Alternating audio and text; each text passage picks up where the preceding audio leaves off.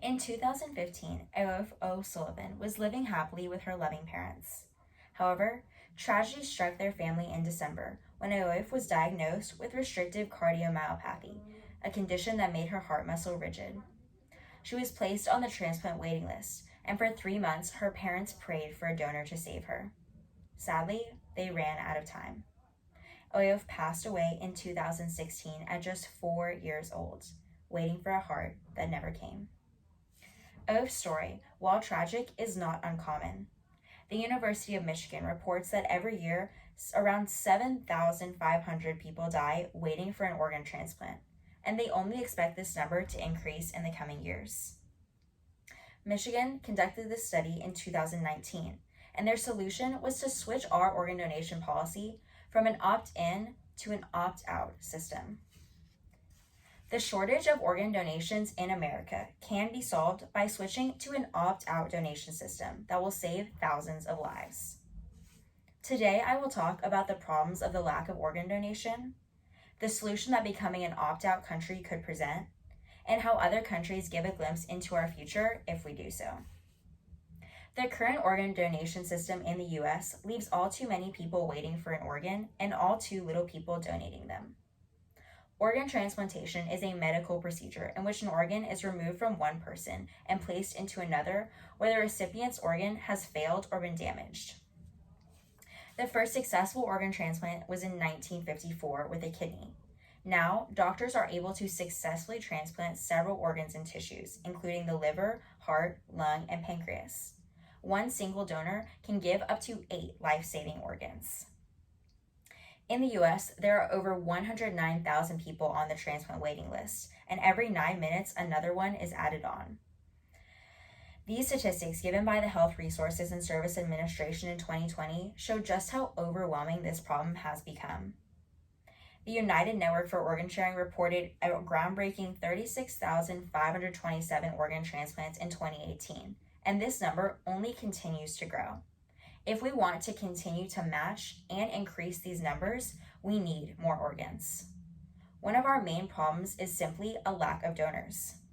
In a survey done by the HRSA, 90% of US adults supported organ donation, but only 60% were actually registered to donate. The US Department of Health and Human Services reported that around 22 people die every day waiting for an organ.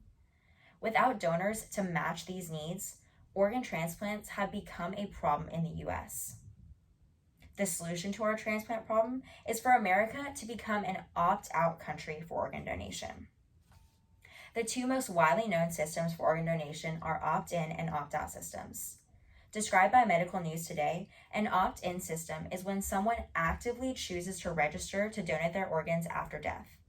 In an opt-out system, organ donation is taken automatically unless a specific request is made before death to not have organs taken. This change will be made at the DMV. When you are filling out your paperwork for your license, there is a box for you to check to register to become an organ donor.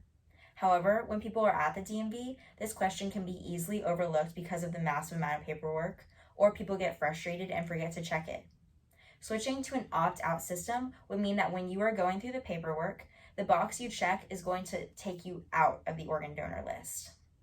If you have strong personal reasons to not be an organ donor, you can easily remove yourself. However, starting everyone as organ donors, because so many people are willing to be, is going to give so many more organs to those on the transplant list.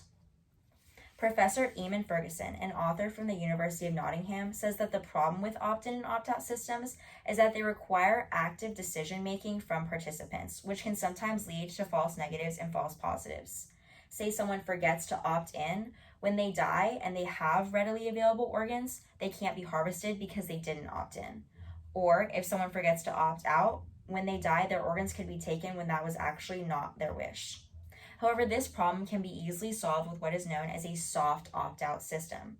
Soft opt-out systems are very popular in other countries and have been very successful for countries that wanted to go opt-out but didn't want to go all the way.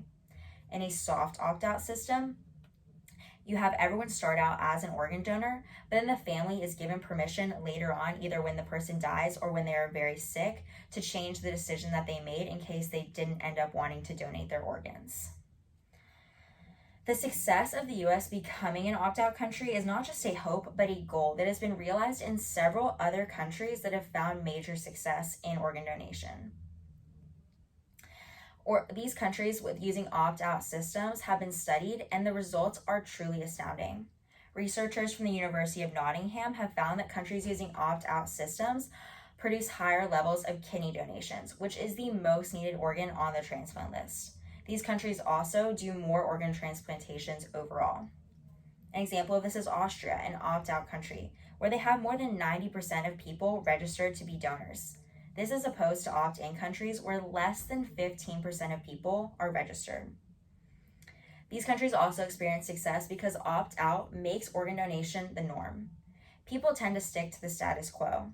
And in opt-out countries, that's exactly what organ donation is. It is the status quo. It is the norm. In opt-out countries, organ donation is seen as trivial and inconsequential. It's just not that big of a deal. Not donating is rare. Whereas in opt-in countries, organ donation is seen as costly and ethically meaningful. If we switch to an opt-out system, we can alter people's mindset and put a more positive light on what it means to be an organ donor. The researchers at Michigan estimate that when switching to an opt-out system, we could add between 4,300 to 11,400 years of life to patients on the transplant list. They also say in ideal circumstances, the opt-out system could decrease waitlist deaths by 52%. By becoming an opt-out country, we can raise our donor numbers and produce so many more readily available organs for transplantation. Today, we have talked about the organ and donor shortage in America and the solution that the opt-out program will give to patients around the country waiting for life-saving transplants. Not every story has to end like Oyos did. We can help our lack of organs and donors by becoming an opt-out country and creating a culture and environment where organ donation is not only expected, but honored. So have a heart and say yes to opt-out organ donation. Thank you.